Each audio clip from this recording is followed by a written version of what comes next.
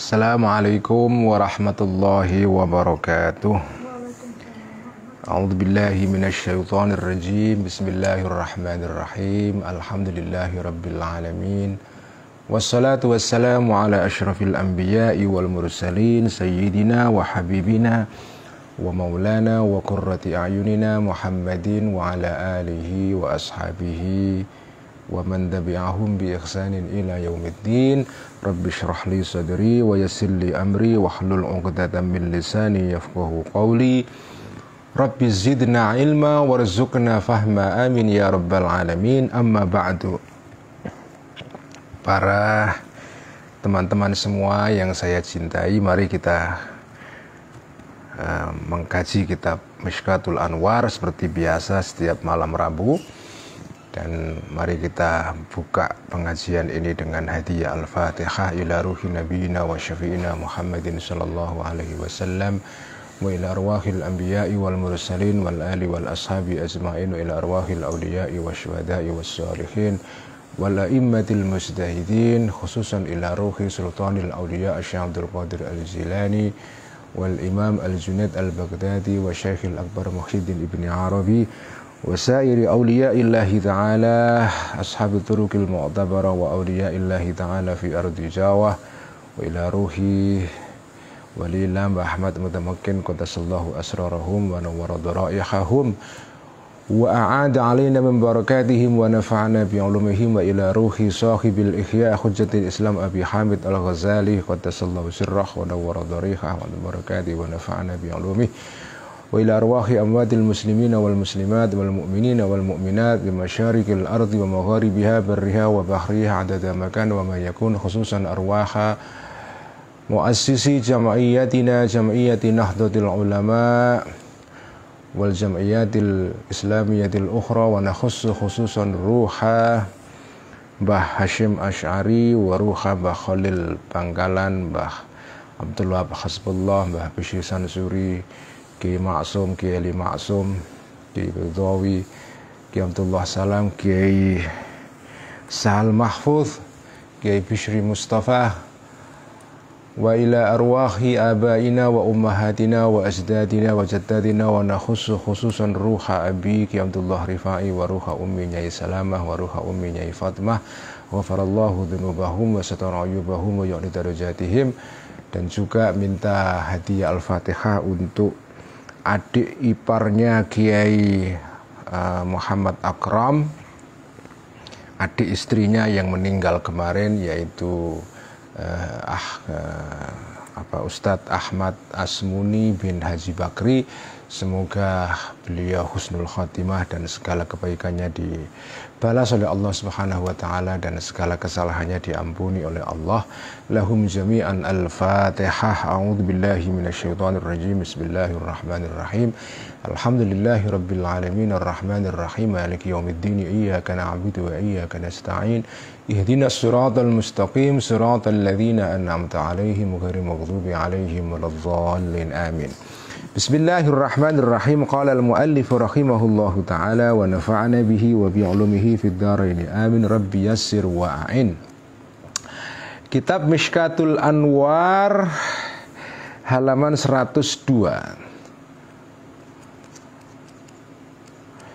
Ini sudah hampir selesai ya, tinggal 10 halaman kira-kira. Lama sekali ngaji Mishkatul Anwar sejak bulan puasa sampai sekarang belum khatam-khatam. Ya enggak apa-apa, kita nikmati saja karena ini kitab memang tidak bisa dibaca cepat ya. Kita nikmati saja. Malam ini kita akan ngaji tentang bagaimana menafsirkan secara gamblang ya makna ayat Allahu nurus samawati wal ard. Setelah kita diberikan muqaddimah panjang lebar sebelumnya oleh Al-Ghazali ya, sejak dari fasal pertama, fasal kedua juga terdiri dari dua pembahasan ya, dua pembahasan pokok ya. Nah, ini sekarang ujungnya ini puncak klimaksnya, ini klimaks dari kitab Mishkatul Anwar yang membahas tentang ayat Allahu nurus samawati wal ard. Bagaimana memaknai ayat itu? bayanu amthilati hadhil ayati.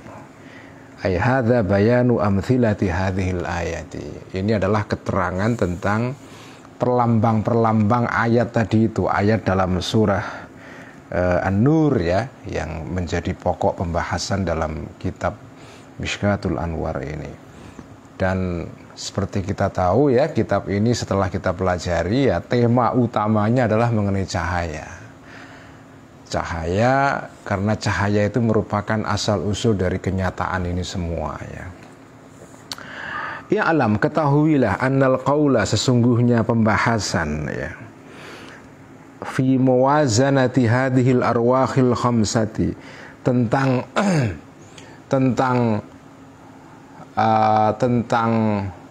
apa ya, tentang korelasi atau hubungan atau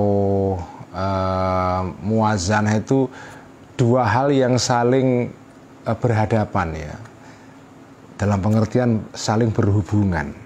Fi muwazanatil arwahi, tentang saling berhadap-hadapannya, dalam pengertian saling berhubungannya roh-roh tadi itu, al-khamsati yang 5 yang sudah diterangkan kemarin. Ada roh pertama, roh ar-ruhul hassas ya, roh berupa panca indera, roh berupa ar-ruhul khayali, roh yang merupakan apa ya, tempat menyimpan data-data yang dikirim oleh indera kita ya. Kemudian ada ar-ruhul akli, ada ruhul fikri, ada ruhul nabawi, ada 5 tingkatan jiwa manusia yang sudah diterangkan kemarin itu. Nah, pembahasan mengenai hubungan antara roh yang 5 ini lil mishkati, terhadap perlambang berupa mishkat, yaitu ceruk cahaya. Ingat ya, ceruk itu adalah, sekarang sudah nggak ada ceruk itu. Dulu zaman ketika orang-orang tua kita, kakek-kakek kita dulu menggunakan lampu teplok itu ya. Lampu teplok itu ditaruh di tembok. Nah, tembok itu dilobangi. Nah, lubang itu tempat menaruh lampu teplok itu, lampu minyak, itu namanya mishkat ya, ceruk ya. Jadi hubungan antara roh 5 tadi itu dengan mishkah, yaitu perlambang dalam Al-Quran yang disebutkan dalam surat ayat An-Nur tadi itu, ayat dalam surat An-Nur tadi itu, Allahu nurus samawati wal ard mathalu nurihi kamishkatin. Nah, jadi mishkat ini perlambang, itu perlambang untuk, nanti diterangkan ya, perlambang untuk roh tingkat pertama, yaitu ar-ruhul hassas ya. Karena kan di dalam ayat itu kan ada 5 perlambang memang. Allahu nurus samawati wal ard. Allah itu cahaya langit dan bumi. Perlambang cahayanya itu kamishkatin, itu perlambang pertama, yaitu ceruk ya. Kamishkatin fiha misbah. Misbah itu lambang kedua. Perlambang kedua adalah lampu ya. Al-misbahu fi zujajah, perlambang kedua berupa kaca. Az-zujajatu ka'annaha kaukabun durriyun yuqadu min syajaratin. Keempat itu perlambang berupa pohon ya. Syajaratin mubarakatin zaitunatin ya. Kelima adalah pohon berupa pohon zaitun ya. Jadi ini ada 5 perlambang dalam ayat An-Nur tadi itu. Nah, 5 perlambang ini itu kalau dihubungkan dengan 5 tingkatan roh tadi itu yang sudah diterangkan dalam keterangan sebelumnya, itu berkorelasi, berhubungan itu. Jadi mishkah itu korelasinya dengan roh atau jiwa tingkat pertama, yaitu jiwa berupa panca indera ya. Maksudnya bukan panca indera, tapi kekuatan yang membuat kita bisa melihat ya. Karena kan melihat itu kan memang alatnya melihat itu mata, tetapi melihat itu sebetulnya di situ menyangkut kemampuan yang bersifat rohani ya. Karena melihatnya manusia itu kan tidak sama dengan melihatnya hewan atau segala macam kan. Karena manusia itu ketika melihat itu dia ketika melihat itu kemampuan melihat itu sebetulnya kemampuan mental, tidak sekedar kemampuan berupa kemampuan mata fisik saja ya, tetapi kemampuan yang terkait dengan jiwa ya. Karena ketika kita melihat itu ya, manusia melihat itu bisa membeda-bedakan antara warna dan macam-macam ya, bentuk ya. Kemudian setelah dia melihat warna dan bentuk itu dia bisa membuat kesimpulan ya, dan seterusnya. Jadi penglihatan manusia itu tidak sekedar penglihatan lahiriah, tetapi penglihatan yang terkait dengan kemampuan batiniah sebetulnya. Jadi ini, jadi muwazanah itu artinya berhadap-hadapan ya. Jadi pohon itu berhadap-hadapan atau berkorelasi, berhubungan dengan ruh tingkat pertama, yaitu ar-ruhul khassas ya.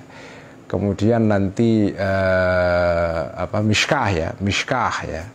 Misbah, lampu itu berkorelasi dengan ruh tingkat kedua, yaitu ar-ruhul khayali, dan seterusnya. Jadi pembahasan mengenai korelasi antara ruh yang 5 dengan 5 perlambang dalam ayat surat Nur tadi itu yumkinu bisa tatwilhu untuk memperpanjang pembahasan qaul ini. Kalau mau dibahas secara panjang lebar juga bisa. Lakinni, tetapi aku Al-Ghazali wa ujizuhu, hendak meringkaskan akuhu kepada al-qaul, wa aku tasiru, dan membatasi aku alat tambihi untuk atau terhadap, membatasi hanya pada memperingatkan ala torikihi terhadap caranya untuk menafsiri atau jalannya qaul ya. Jadi saya hanya memberikan semacam ringkasan saja. Fa'akulu, maka mengatakan aku, karena kalau mau dibahas panjang lebar ya bisa panjang lebar, bisa berjilid-jilid ya. Seperti dalam kitabnya Ibnu Arabi dalam Futuhat Makkiyah itu ya bisa berkepanjangan ya. Karena pembahasan mengenai soal cahaya ini pembahasan yang dalam tradisi filsafat Islam ya, dan dalam tradisi tasawuf falsafi itu kaya sekali dan menarik ya. Kalau jenengan kepingin pembahasan yang lebih rumit lagi, dan kalau siap ngeluh dan pusing ya, silakan membaca kitabnya Surawardi ya, Hikmatul Isyraq ya. Hikmatul Isyraq itu pembahasan mengenai soal filsafat cahaya ya, dan bagaimana cahaya itu memancar ya. Isyraq itu memancar artinya. Amar ruhu fa'akulu, maka mengatakan aku Al-Ghazali, amar ruhul khassasu, adapun ruhul khassas, ruh tingkat pertama itu ruh yang mendasari, ruh yang bisa mengindera ya, ruh yang bisa mengindera ya. Fa idza nazarta, maka jika melihat engkau ila khosiyati, kepada kekhususannya atau ciri khasnya ruhul khassas, wajadta, maka menjumpai engkau anwarohu, cahaya-cahayanya ruhul khassas, kharizatan, keluar min thukubin iddatin, dari lubang-lubang yang banyak ya. Kal ainaini, seperti dua mata, wal udhunaini, dan dua telinga, wal minkharaini atau wal mankhiraini, dan dua lubang hidung ya, wa ghairiha, dan yang lain-lain. Fa awfaqu mithalin lahu, maka perlambang yang paling tepat lahu bagi ar-ruhul khassas min alami syahadati, dari alam material ini, alam fisik ya, alam yang kelihatan. Al-mishkatu adalah ceruk lampu. Ceruk itu kan berupa lubang kan, lubang tempat menaruh lampu. Nah, jadi lubang ini, itu lubang yang namanya ceruk itu bisa dijadikan perlambang untuk mewakili ya ruh tingkat pertama tadi, itu ar-ruhul khassas. Karena yang disebut dengan ar-ruhul khassas ya, ruh yang bisa mengindera itu kan alatnya itu berupa lubang. Mata ya, mata ini kan seperti ceruk sebetulnya ya, itu menarik itu ya. mata itu sebetulnya mirip seperti lampu teplok yang ditaruh di dalam ceruk. Jadi ceruknya mata itu namanya mishkat. Lampu itu ya mata itu. Kemudian telinga itu juga berupa lubang. Ya. Semua panca indera yang kelima ini itu kan berupa lubang sebetulnya kan. Mata, telinga, hidung, kemudian mulut ya, alat untuk mencecap itu, merasakan itu.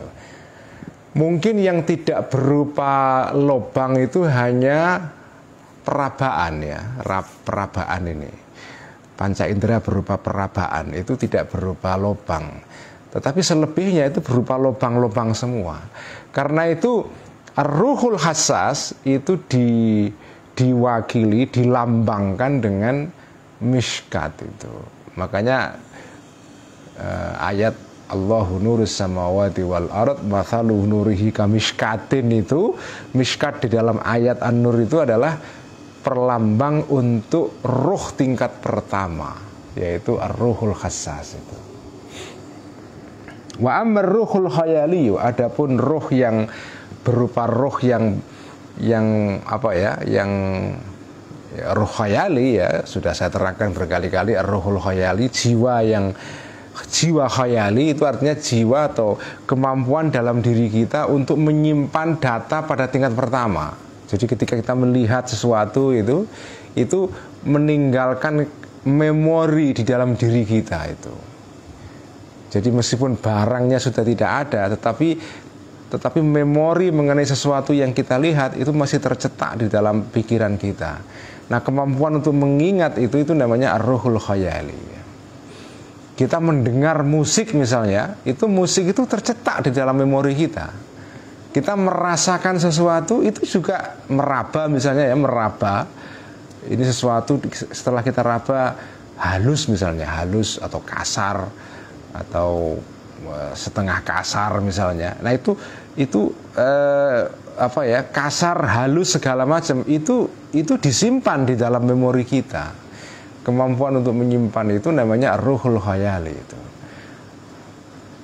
Nah kalau manusia itu tidak punya ar-ruhul khayali ya, begitu dia, kalau kita nggak punya ar-ruhul khayali ya, kita murni hanya ar-ruhul hassas tok ya, nggak punya ar-ruhul khayali, kita melihat ketika barangnya itu kita singkirkan, kita melihat handphone misalnya, ketika kita masih lihat handphone ini ya kita mengatakan ada handphone. Begitu handphone ini kita singkirkan dari depan mata kita, ya sudah, kita nggak punya kenangan apa-apa, langsung hilang saja, kayak orang yang kena penyakit demensia itu ya, atau penyakit memori pendek ya, memori pendek itu. Artinya dia hanya ingat misalnya hanya 1 menit atau 2 menit, 3 menit. Setelah 3 menit hilang. Jadi ar-ruhul khayalinya nggak ada itu. Nah kalau bayangkan kalau jenengan itu tidak punya ar-ruhul khayali itu ya kayak komputer nggak punya memori. Jenengan ngetik tapi nggak tersave, hilang. Jadi hilang sama sekali. Jenengan melihat, mendengar, meraba itu tidak jadi apa-apa. Ya. Tidak meninggalkan informasi, tidak meninggalkan data ya, yang nanti bisa diproses oleh akal kita ya. Makanya ya syukur sekali. Jadi kita itu diberikan kemampuan oleh Allah untuk mengingat ya, yang namanya al-khayali itu, ar-ruhul khayali itu luar biasa. Itu nikmat yang luar biasa itu ya. Nikmat yang luar biasa. Nah ini faida nazarta, ruhul khayali ini faida fatajidu, maka menjumpai engkau lahu bagi ar-ruhul khayali khawassa thalathan, ciri khas yang 3. Ikhdaha, yang pertama, annahu, sesungguhnya ar-ruhul khayali min tinatil alamis sufli, itu berasal dari lempung berupa alam yang bersifat bawah ini, yaitu alam materi ini, al-kathifi, yang tebal ya, artinya yang kasar ya. Lianna syai'a, karena sesungguhnya sesuatu, al-mutakhayyala, yang dibayangkan ya. Ketika bukan dibayangkan, yang diingat, yang disimpan ya, sesuatu yang disimpan dalam memori itu dzumikdarin, mempunyai ukuran ya, mempunyai size ya, ukuran, wasyaklin dan bentuk, wajihatin dan arah ya. mahsuratin yang terbatas, makhsusatin yang tertentu. Wa huwa ala nisbatin minal mutakhayyili, wa huwa dan asyai atau sesuatu tadi itu ala nisbatin berada pada kadar, pada relasi atau hubungan minal mutakhayyili dari orang yang menghayalkan atau menyimpan memori mengenai barang itu. Dia dalam hubungannya dengan orang yang mengingat sesuatu itu mempunyai apa ya? Mempunyai kadar ya. Bisa dekat, bisa jauh ya. Mingkurbin berupa kedekatan, atau mimbu'tin atau berupa kejauhan atau jauh ya. Wa min sya'nil kathifi, dan termasuk salah satu dari keadaan atau ya, ciri khas sesuatu yang kasar, yang tebal, al-mausufi yang disifati bi ausofil ajsami dengan sifat-sifat jisim atau badan atau sesuatu yang punya fisik ya, punya bentuk material badan. Nah, sifat dari sesuatu yang berupa tubuh dan badan itu adalah an yuhjaba, untuk dihalang-halangi. Anil anwaril aqliyati, dari cahaya-cahaya yang bersifat akal, al-mahdhati yang murni, allati tatanazzahu yang terbebas ya, cahaya-cahaya akal tadi itu anil waswi, dari disifati ya, bil jihati dengan arah, wal maqadiri dan ukuran-ukuran, wal qurbi dan kedekatan, wal bu'ti dan kejauhan. Apa artinya ini? Jadi roh, jadi kita tadi sudah membahas ya, roh yang bersifat hassas ya, yang roh indrawi itu ciri khasnya tadi itu sudah diterangkan. Nah, sekarang kita masuk ke roh tingkat kedua. Ya, tingkat kedua, roh yang berupa ruhul khayali ya.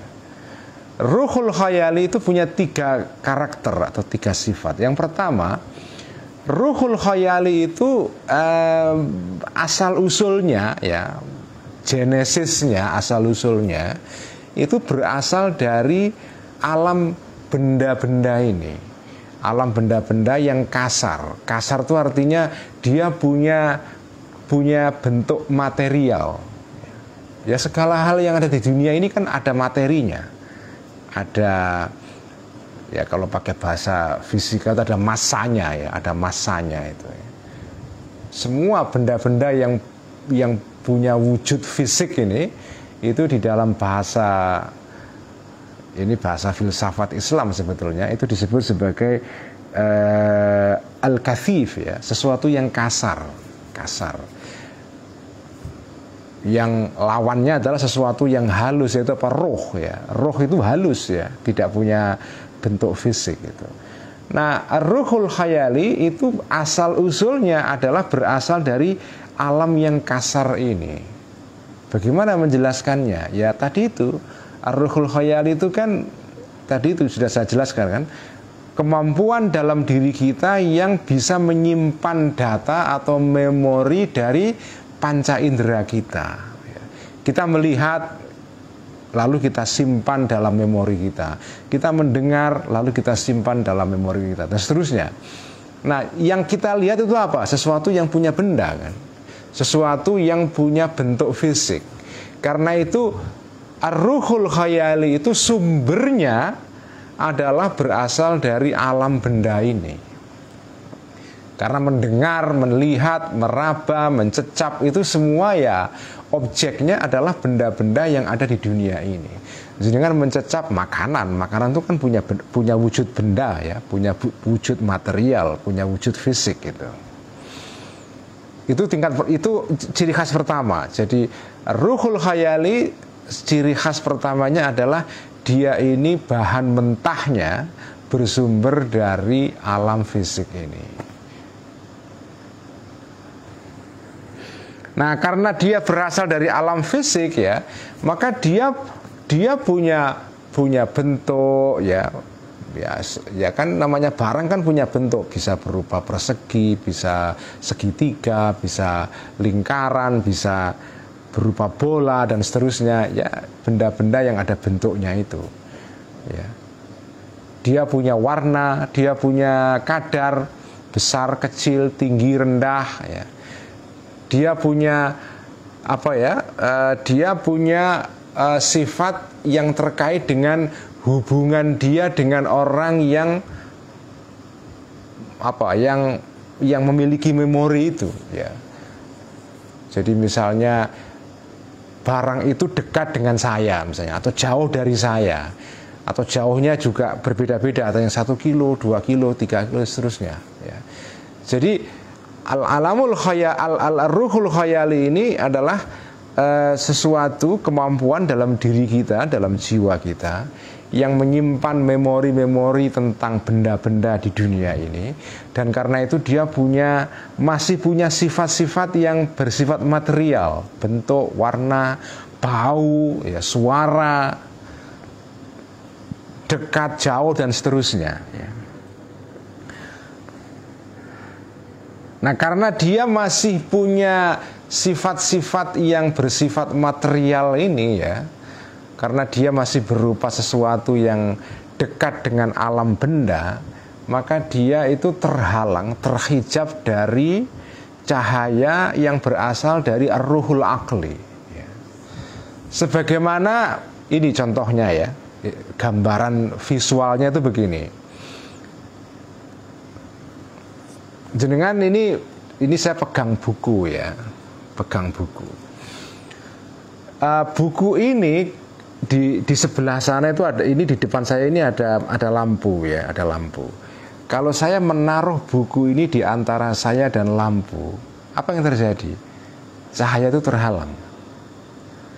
Jadi sesuatu yang bersifat bendawi, yang bersifat material, itu ciri khasnya adalah dia menghalangi cahaya. Beda dengan kaca yang transparan. Kalau kaca yang transparan itu bisa membuat cahaya tembus, ya. Dia tidak menghalangi cahaya itu. Tetapi kalau sesuatu itu berupa benda yang apa, ya, punya wujud fisik, ya, benda kasar, ya, maka ketika kita letakkan di depan cahaya, maka benda itu akan menghalangi cahaya tersebut, ya.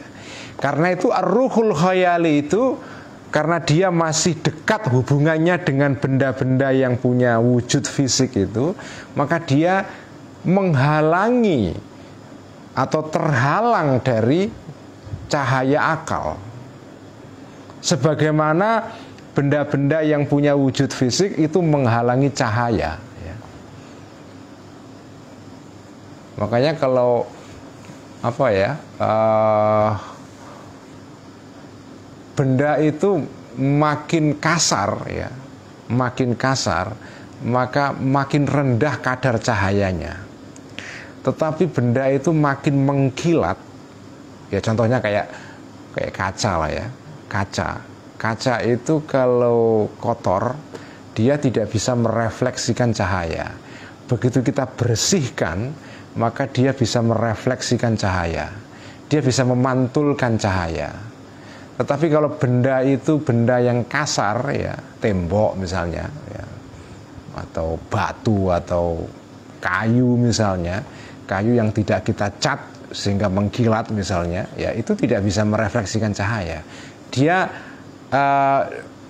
menghalangi cahaya dan tidak bisa memantulkan cahaya. Karena itu benda-benda seperti ini itu apa, ya, ya seperti itu, seperti benda-benda fisik itu bersifat menghalangi.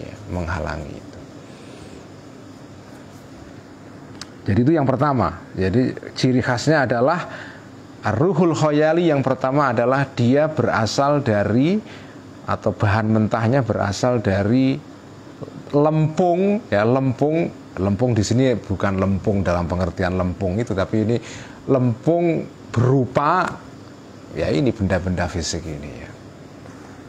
Ats-tsaniyatu, ciri khas yang kedua, anna hadzal khayala, sesungguhnya kemampuan untuk mengingat tadi itu, al-khayal itu, al-kathifa yang tebal, yang kasar itu, idza suffiya, ketika dibersihkan, al-khayal Ini li anwariha kepada cahaya-cahayanya al-ma'anil aqliyah. Wa ghairu hailan dan tidak menghalangi an isyraqi nuriha dari pancaran cahayanya al-ma'ani al-aqliyah minha dari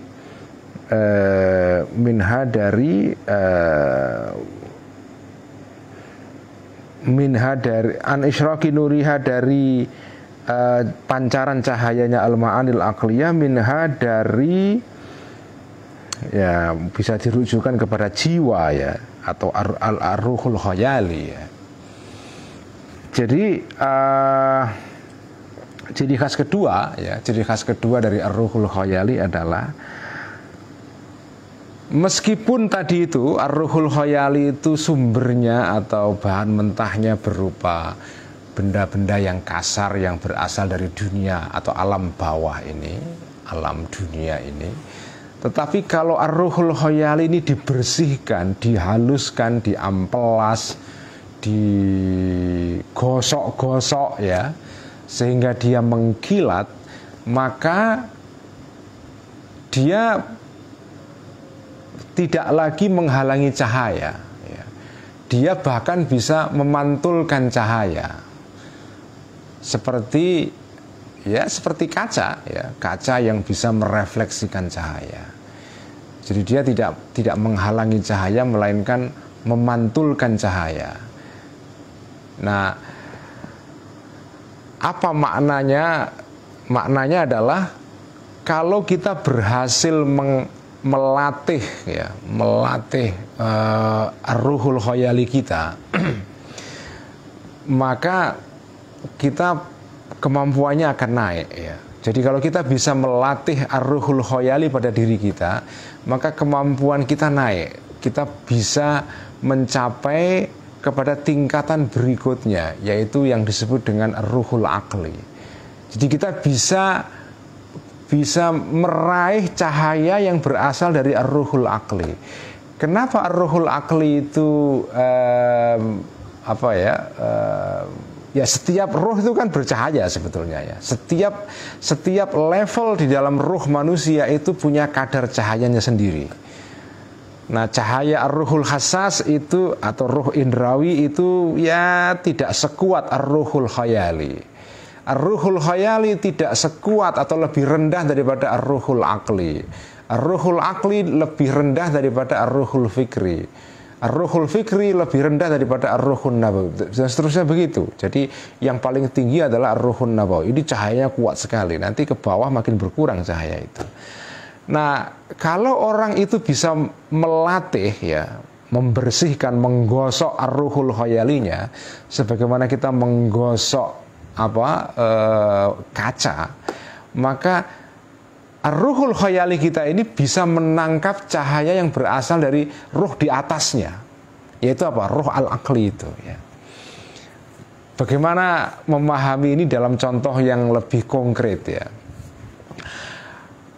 Orang yang kekuatan orang yang daya inteleknya itu sebatas ar-ruhul aqli, ar-ruhul khayali saja, dia biasanya tidak mampu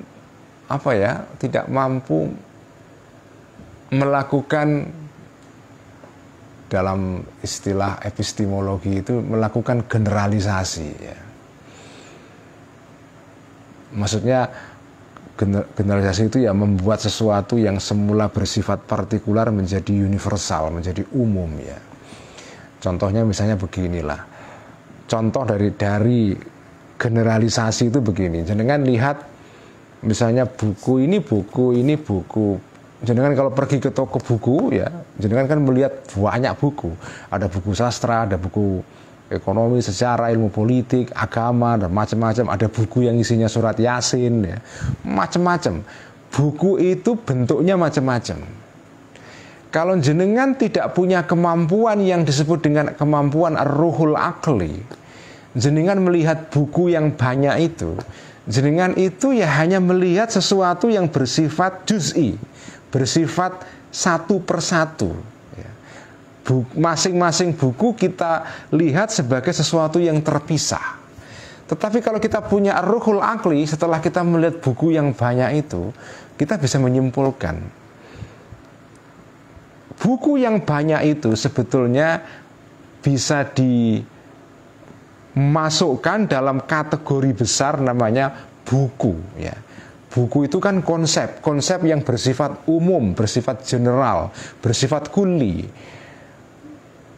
Jadi dia bisa berupa buku matematika, buku fisika, biologi, tetapi semua itu disatukan oleh konsep yang bersifat umum yang namanya buku. Nah, kemampuan jenengan menyimpulkan dari data-data yang bersifat tadi itu, bersifat partikular, ya, satu persatu, jenengan simpulkan jadi buku dalam konsep mengenai buku, itu namanya kemampuan untuk menggeneralisasi. Dari sesuatu yang juz'i jenengan umumkan, jenengan generalkan. Jenengan melihat misalnya ada sapi, ada kambing, ada kuda, ada kerbau, ada ayam, ada kucing, ada macam-macam. Dari benda-benda yang bersifat partikular itu jenengan simpulkan, oh itu semua masuk di dalam judul besar, ya, kategori umum yang namanya binatang. Nah, kemampuan untuk menyimpulkan seperti itu kemampuan yang ada pada ar-ruhul aqli, di atasnya ar-ruhul khayali. Ar-ruhul khayali itu kemampuannya sebatas mengidentifikasi, oh ini buku Mishkatul Anwar, oh ini buku Ihya, oh ini Ihya edisi Darul Minhaj, ini edisi Toha Putra, ya begitu itu adalah kemampuannya ar-ruhul aqli. Dia sebatas hanya bisa melihat sesuatu yang bersifat satuan, ya. Jadi misalnya sapi itu pun sapi yang ada di depan jenengan itu, ya. Tetapi kalau kemampuan yang disebut dengan ar-ruhul aqli itu kemampuan untuk menyimpulkan. Setelah jenengan melihat sapi yang begitu banyak, terus jenengan simpulkan, oh ada namanya apa ya, jenis binatang yang namanya adalah sapi, ya. Wujudnya bisa sapi besar, kecil, sapinya si A, si B, si D, ya. Sapi di Jakarta, sapi di Lombok, itu kan sapi-sapi yang bersifat satuan. Tetapi dari sapi-sapi yang satuan ini jenengan simpulkan, oh ada binatang yang namanya sapi. Jadi sapi itu adalah konsep, ya, konsep yang bersifat umum. Nah, manusia itu punya kemampuan untuk menyimpulkan seperti ini. Nah, kemampuan seperti ini itu ada pada roh yang nanti diterangkan, ya sudah diterangkan kemarin, ya, namanya ar-ruhul aqli, atau lebih tinggi ar-ruhul fikri, ya. Nah, binatang misalnya kucing itu tidak punya kemampuan itu. Jadi kucing atau ayam atau kambing atau sapi itu ya kita nggak tahu apa yang dirasakan sapi, ya. Tapi kira-kira kemampuan sapi itu kan sebatas ar-ruhul khayali. Dia tidak punya kemampuan yang namanya ar-ruhul aqli. Karena itu ketika sapi melihat benda, ya, benda-benda itu, ya dia berhenti pada benda itu. Dia tidak bisa menyimpulkan dari benda-benda yang banyak itu menjadi konsep besar, ya. Misalnya sapi itu nggak paham konsep mengenai manusia misalnya, atau misalnya pohon, ya. Pohon itu kan jenis-jenisnya banyak, ya. Ya ketika dia melihat pohon, ya pohon yang di depannya itu saja, pohon yang pohon mangga. Itu pun pohon mangga yang bersifat spesifik, yaitu pohon mangga yang ada di depan dia yang dia lihat itu. Tetapi kalau manusia melihat pohon mangga, ya, itu ya dia sama dengan sapi, dia punya mata bisa melihat keragaman pohon mangga. Tapi setelah melihat pohon mangga yang begitu banyak, dia bisa menyimpulkan, oh ada satu jenis pepohonan yang namanya mangga. Nah, pohon mangga itu adalah konsep yang bersifat umum itu. Nah, kalau orang itu kemampuannya sebatas kemampuan al-khayali saja, ada orang itu yang kemampuan al-aqlinya rendah, ya. Itu ibarat kaca yang tidak digosok, ya. Jadi kalau orang tidak punya kemampuan untuk melakukan abstraksi atau generalisasi, yaitu mengumumkan sesuatu dari sesuatu yang bersifat juz'i, dia umumkan, dia generalisasikan menjadi konsep besar. Kalau kemampuannya untuk melakukan generalisasi itu rendah, ya, orang seperti ini itu ibarat kaca yang tidak digosok. Jadi kaca yang karena nggak digosok, ya dia tidak bisa memantulkan cahaya. Karena itu dia tidak bisa menangkap cahaya yang berasal dari ruh yang di atasnya, yaitu ar-ruhul khayali. Kan ada kan kemampuan orang untuk melakukan generalisasi itu kan beda-beda, ya. Beda-beda itu. Ada orang yang ketika melihat sesuatu cepat menyimpulkan, oh itu begini kesimpulannya. Kalau orang itu, ini saya kasih contoh banyak karena untuk memperjelas sebetulnya ya. Orang itu kalau punya kemampuan untuk berdagang misalnya, saya sendiri nggak punya kemampuan berdagang ya. Tapi kalau orang punya kemampuan berdagang, ketika berhadapan dengan komoditi atau barang itu dia langsung bisa menyimpulkan, oh kalau barang seperti ini, itu nanti dipasarkan ke sini, untungnya sekian, nanti diinvestasikan lagi terus gitu. Karena dia punya kemampuan ar-ruhul akli yang tajam sekali. Ibarat kaca yang sudah digosok bersih, dia bisa cepat menangkap pantulan cahaya dari akal yang di atasnya. Dalam hal ini akal berupa kemampuan untuk menyimpulkan hal-hal yang terkait dengan perdagangan misalnya. Kalau jenengan punya kemampuan dalam bidang matematika, ya, ketika jenengan melihat barang-barang atau apa itu, langsung jenengan bisa menerjemahkan hal-hal yang bersifat partikular itu menjadi persamaan. Dan dari persamaan itu jenengan bisa menyimpulkan banyak sekali ya. Jadi jenengan bisa menyimpulkan banyak hal ya. Jadi kemampuan yang disebut dengan ar-ruhul akli itu kemampuan untuk melakukan ini, generalisasi ini. Dan itu bertingkat-tingkat ya. Nah kalau orang itu kemampuannya sebatas ar-ruhul khayali saja, itu ya seperti tadi itu, seperti barang kasar yang tidak digosok, sehingga ketika ada cahaya dari atas jatuh ke dia tidak bisa menangkap cahaya itu. Cahaya itu ya hilang, pudar ya. Tetapi kalau dia itu seperti kaca yang digosok, yang bersih dan mengkilat ya, begitu ada cahaya dari akal yang di atasnya jatuh ke dia langsung menangkap dan bisa memantulkan kembali ya.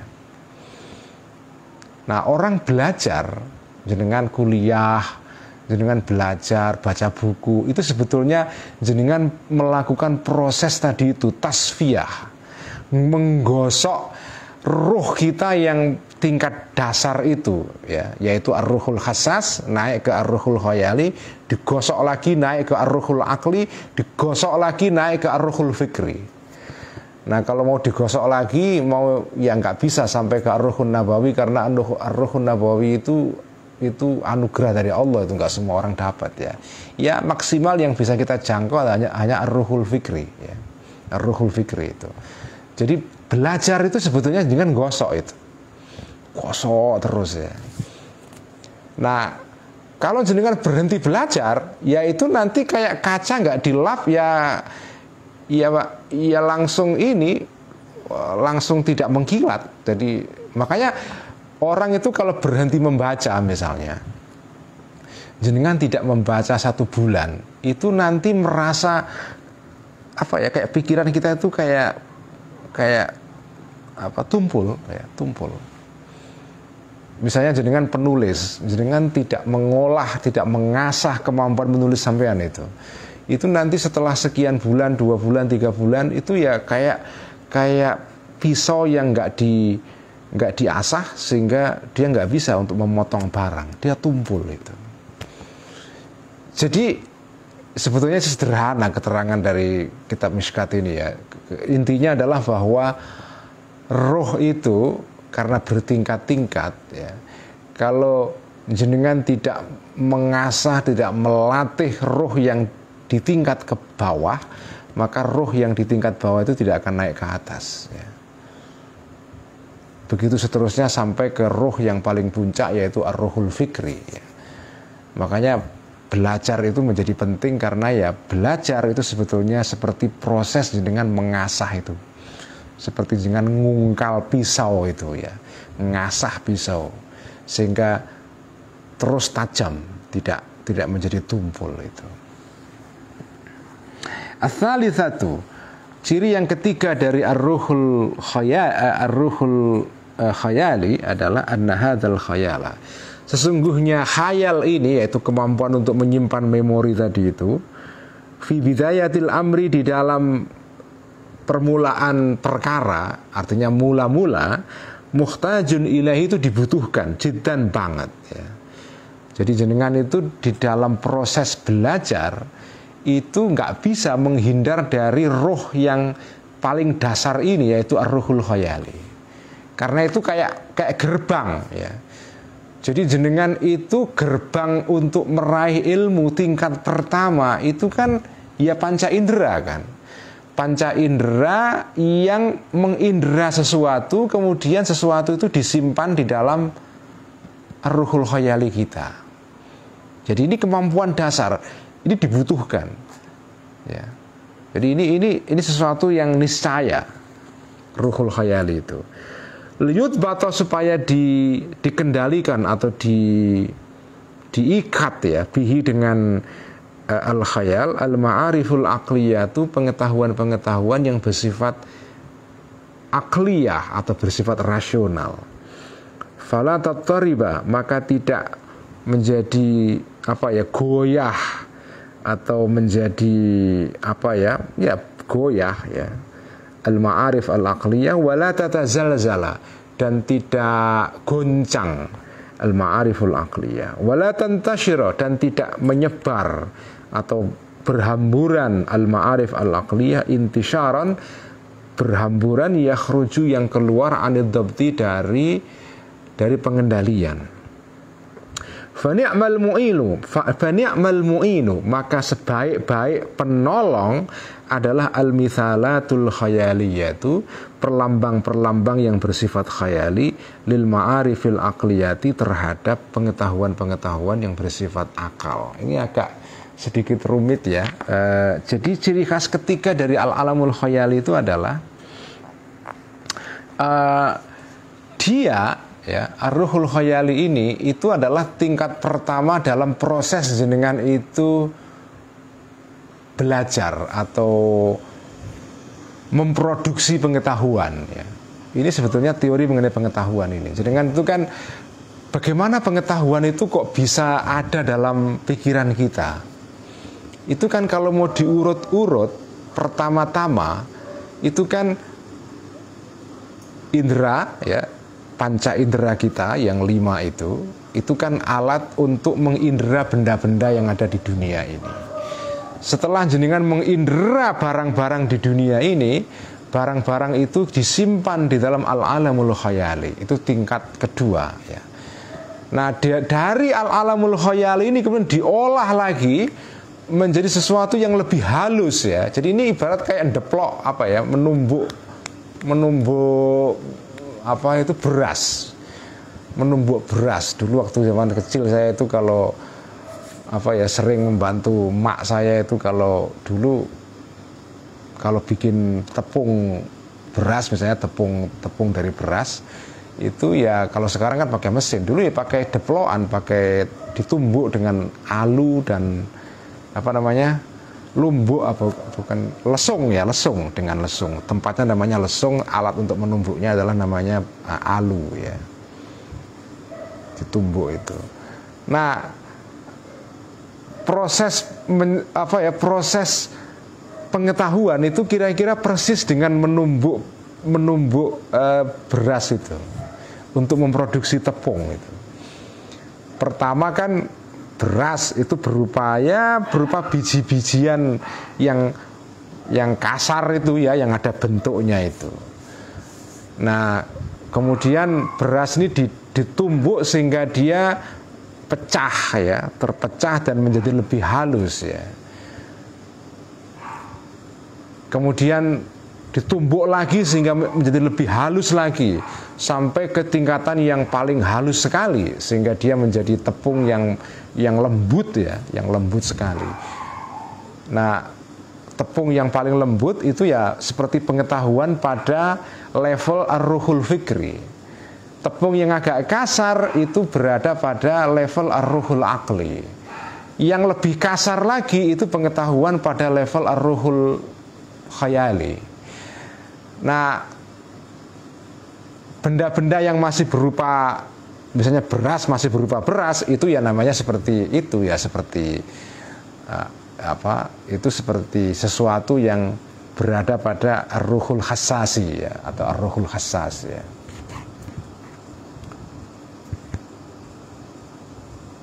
Jadi begitulah proses pengetahuan itu terbentuk di dalam diri manusia ya, melalui proses penghalusan pelan-pelan.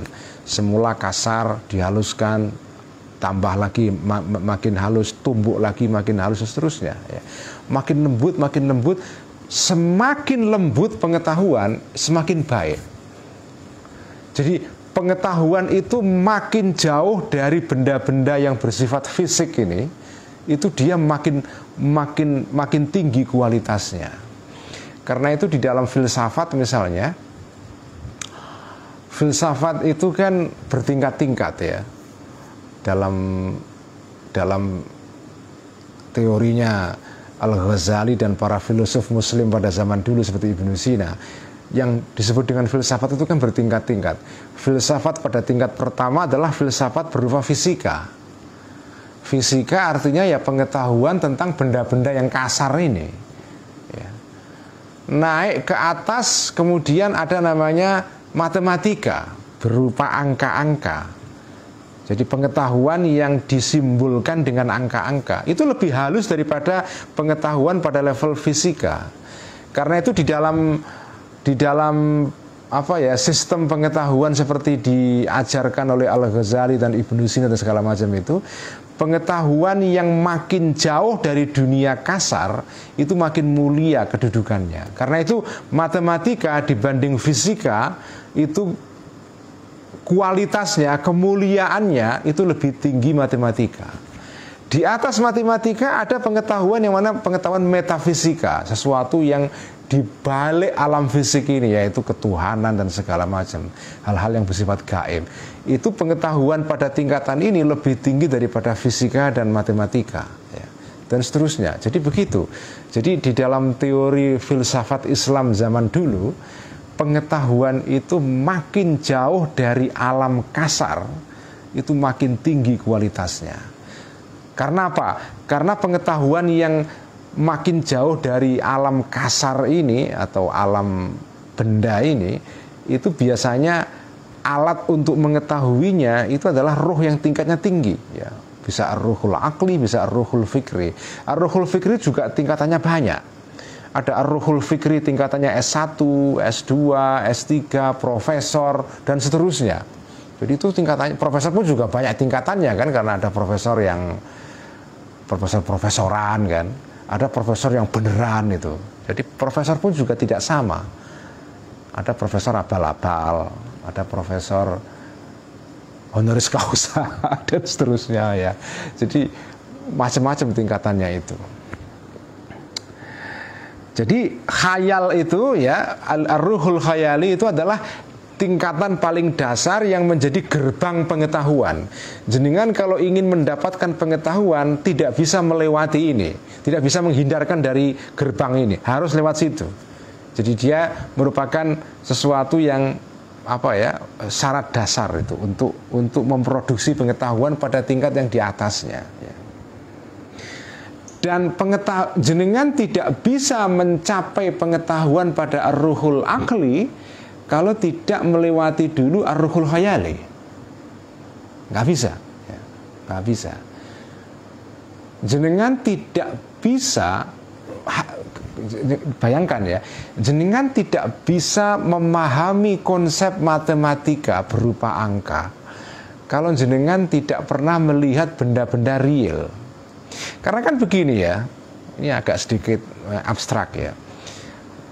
Angka itu misalnya apa? Seperti angka 1, 2, 3, 4 dan seterusnya. Angka 3 misalnya. Jenengan itu tidak paham mengenai konsep 3 sebagai angka kalau jenengan tidak pernah melihat benda kasar yang jumlahnya 3. Misalnya ini buku di depan saya ada 3 ini ya. Semua Mishkatul Anwar ini ya. 1, 2, 3. Ini benda yang kasar ya. Al-alamul kathif tadi itu istilahnya Al-Ghazali itu.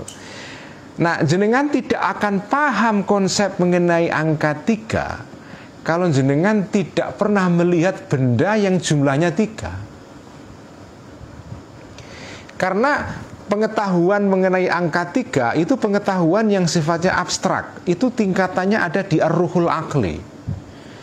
Nah, ar-ruhul aqli itu tidak bisa melompat, jangan nggak bisa langsung lompat ar-ruhul aqli, nggak bisa. Harus mulai dulu dari ar-ruhul khayali. Ar-ruhul khayali tidak bisa kalau jenengan tidak lewat ar-ruhul hassas. Ya. Makanya kalau orang tidak pernah mengenal benda-benda yang bersifat kasar ini, dia nggak akan paham konsep angka, konsep besar, kecil, segala macam itu. Ya mungkin dia paham, tapi pahamnya tidak detail karena tidak pernah melihat contohnya. Karena kan angka 3 itu kan abstrak. 3 itu 3 apa?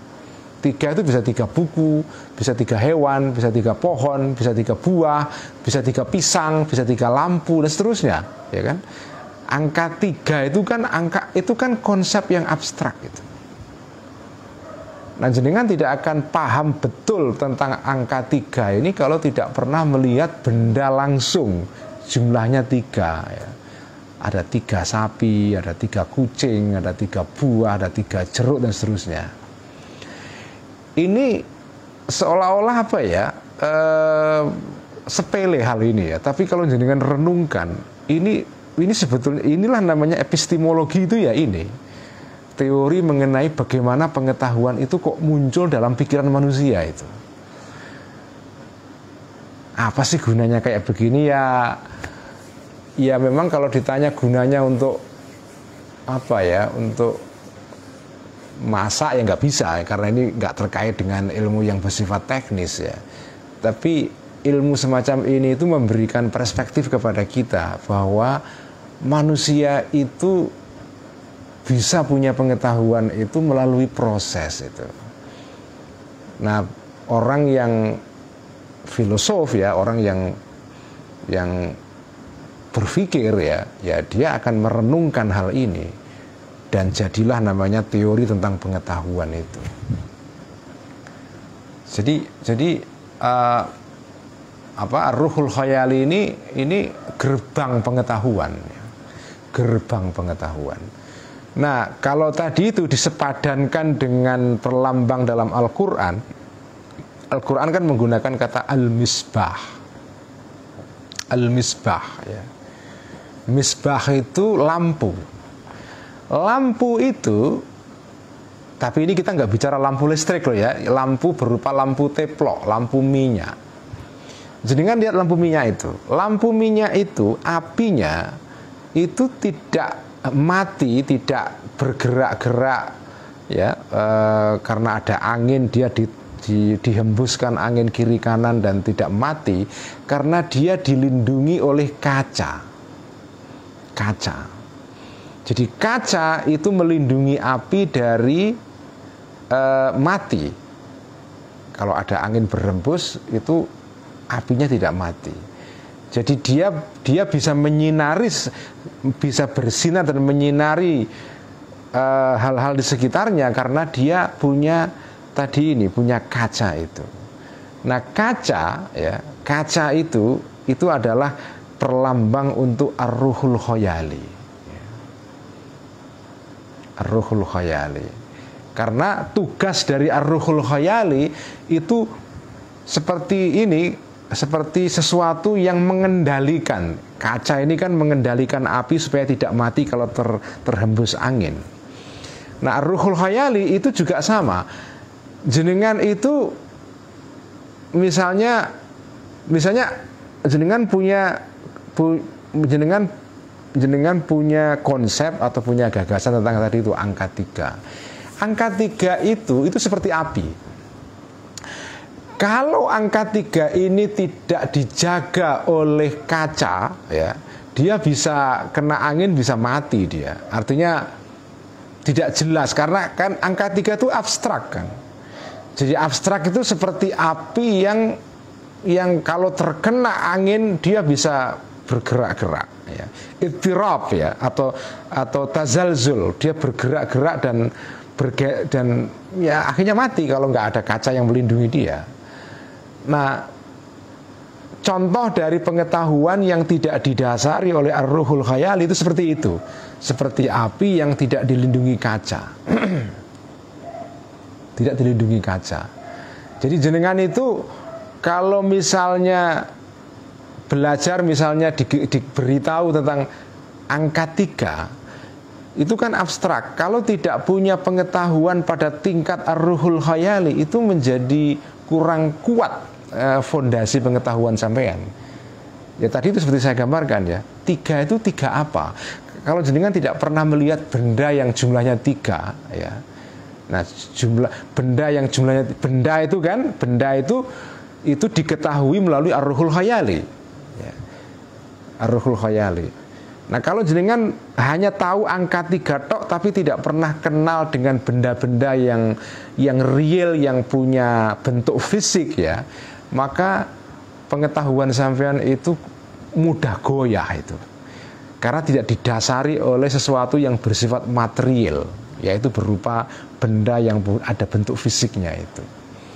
Dengan kata lain, pengetahuan yang abstrak itu harus didasari oleh pengetahuan yang empiris. Pengetahuan yang bersifat deduktif itu tidak bisa solid dasarnya, tidak kokoh kalau tidak didasari oleh pengetahuan yang bersifat induktif, ya. Makanya sesuatu yang bersifat deduktif itu ya tidak bisa dipisahkan dari sesuatu yang induktif. Itu dua hal yang sangat berkaitan. Itu seperti ar-ruhul akli dan ar-ruhul khayali. Ya, kalau tidak bergandengan itu, ya dia lemah, rapuh itu, ya. Sama dengan orang semata-mata hanya menggunakan misalnya ilmu empiris, tapi tidak ada ilmu yang bersifat teoritis, ya. Jadi bersifat teori. Makanya ilmu terapan dengan ilmu teoritis itu ya dua-duanya saling mengandaikan, nggak bisa dipisahkan itu. Karena kalau jenengan tahu teori tok tapi tidak tahu prakteknya, itu ya teorinya jadi ngambang, kayak sesuatu yang ngoyoworo, ya, nggak ada bentuk fisiknya itu, nggak ada prakteknya, nggak ada terapannya itu, ya. Makanya pendekatan atau metode empiris dengan metode yang bersifat teoritis atau metode yang bersifat rasional, itu dua-duanya itu saling membutuhkan. Kenapa? Karena ya manusia itu tingkatan ruhnya 5 tadi itu. Ada ar-ruhul hassas, ada ar-ruhul khayali, ada ar-ruhul akli, ada ar-ruhul fikri, dan ada ar-ruhul nabawi. Karena itu saling terkait itu, ya. Kalau jenengan hanya berhenti pada ar-ruhul khayali tok, ya jenengan hanya terpaku kepada pengetahuan-pengetahuan yang empiris saja. Tidak sampai kepada level yang di atasnya, itu pengetahuan yang bersifat teoritis, ya. Makanya kan tasawuf pun itu kan ada 2 level, ada tasawuf amali, ya, tasawuf yang bersifat akhlaki atau praktek langsung seperti kitab Ihya itu kan namanya itu tasawuf amali. Tasawuf amali itu sejajar dengan tadi itu ar-ruhul khayali. Ar-ruhul khayali. Misalnya ya seperti kita pelajari dalam kitab Ihya dalam minggu-minggu ini, ya, tentang penyakit-penyakit mulut. Itu kan praktis langsung bisa kita terapkan dalam kehidupan sehari-hari. Ada tasawuf yang namanya tasawuf yang teoritis, yang falsafi, yang itu ya ranahnya atau levelnya ada pada ar-ruhul akli dan ar-ruhul fikri, ya. Begitulah manusia itu ya. Manusia itu jiwanya bertingkat-tingkat dan karena itu pengetahuannya juga bertingkat-tingkat.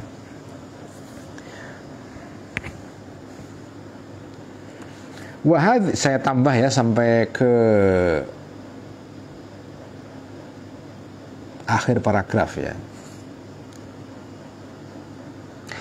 Wahadhil khawasu dan ciri khas ats-tsalatsu yang tiga ini la tajiduha tidak menjumpai engkau kepada al-khawasus tsalath fi alami syahadati di dalam alam materi bil idhafati dengan atau dalam kaitannya ilal anwari kepada cahaya-cahaya al-mubsharati yang bisa dilihat illa lizujajati kecuali bagi atau kepada kaca.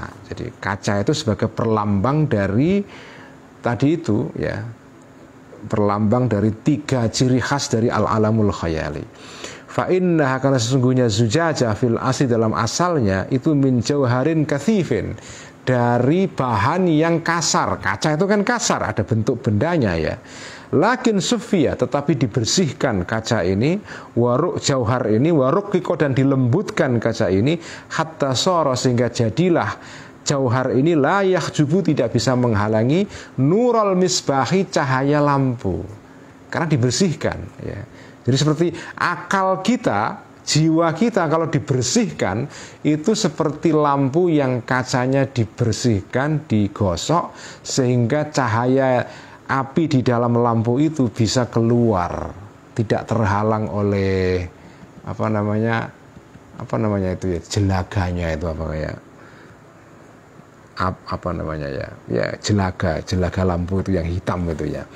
Bal yu'adib, bahkan mendatangkan atau menyampaikan mendatangkan jauhar kathif ini alahi kepada nur ala wajhi, sesuai dengan arahnya nur ini. Tsumma yahfazu, kemudian menjaga jauhar ini hu kepada nur anil intifai, dari mati ya, birriyahil asifati, dengan angin yang menghembus ya, wal harakatil anifati, dan gerakan-gerakan yang keras. Fahiya aufaku, fahiya, maka zujajah kaca tadi itu aufaku misalin, contoh yang paling tepat lahu bagi ar-ruhul khayali. Jadi ar-ruhul khayali itu contohnya, perlambangnya kalau dihubungkan dengan alam materi itu seperti kaca, ya. Nah kaca itu kalau nggak dibersihkan ya nggak bisa menghantarkan cahaya, dia menghalangi cahaya ya.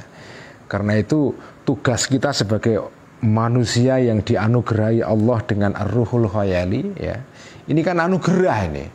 Jenengan dianugerahi Allah berupa ar-ruhul khayali. Itu seperti jenengan dikasih kaca oleh orang. Nah, tugas kita kalau sudah dapat kaca apa ya, digosok, dibersihkan, dilap terus itu. Begitu kita biarkan nggak kita lap ya kotor, akhirnya kalau ada orang mau bercermin atau ada cahaya, dia tidak bisa memantulkan atau menghantarkan cahaya itu. Jadi cara kita mensyukuri Allah dapat kaca berupa ar-ruhul khayali ini apa? Belajar. Belajar itu adalah jenengan ketika belajar itu persis seperti jenengan itu dikasih kaca oleh seseorang, terus jenengan lap terus menerus sehingga tidak kotor kaca itu ya. Jadi belajar ini kita ngaji Ihya, ngaji Mishkatul Anwar, kuliah, baca buku, itu sebetulnya kalau jenengan renungkan ya, itu cara kita mensyukuri Allah karena kita diberikan kaca berupa jiwa. Jadi belajar itu mensyukuri nikmat. Jenengan dikasih kaca, jenengan lap-lap terus ya. Kalau jenengan dikasih kaca nggak dilap, itu yang ngasih kaca sampai itu masih sakit hati itu. Dikasih kaca nggak diurus, nggak dirawat, sehingga akhirnya kotor. Ya kalau kotor ya orang nggak tertarik untuk bercermin dalam kaca itu. Ya. Sekian ngaji Ihya malam ini. Semoga kita mampu membersihkan kaca ar-ruhul khayali kita ya, dengan terus membaca, belajar, merenung dan seterusnya. Mari kita tutup ngaji kita malam ini dengan bacaan sholawat tibbil qulub.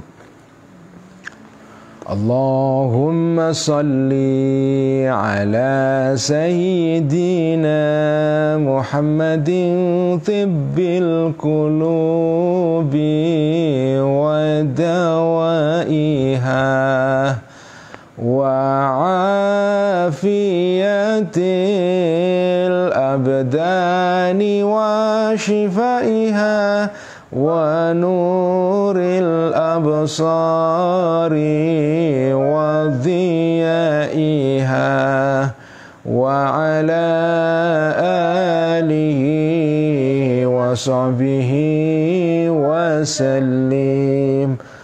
Allahumma salli ala sayyidina Muhammadin tibbil qulubi wa dawaiha wa afiyatil abdani wa shifaiha wa nuril absari wa dhiyaiha wa ala alihi wa sahbihi wa sallim.